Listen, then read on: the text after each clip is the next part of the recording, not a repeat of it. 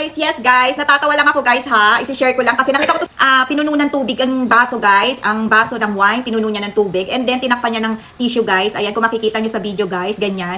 And then tinaob niya. Tapos hindi siya natapon guys. So, natuwa lang ako kasi. Oo, habang kakanood ko yung nakita ko. So, itatry natin guys.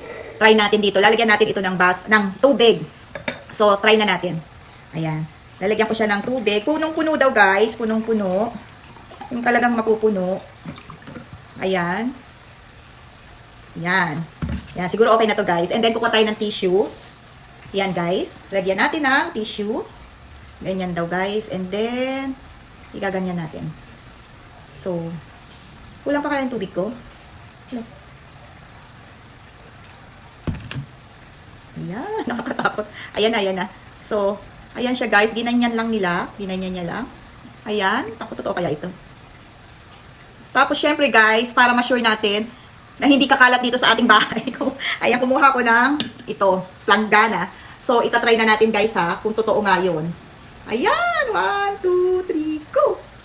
Wow! Totoo nga guys. Totoo nga guys, oh, nakakatuwa. Grabe, oh. Tissue lang yan guys ha, yung puts of tissue ha. Oh, nakakatuwa guys. Totoo yan ha. Hindi ko kinat yung video. Ayan, oh. Oh, ipapakita ko sa inyo na tubig talaga to. Ayan. Wow, ang galing naman!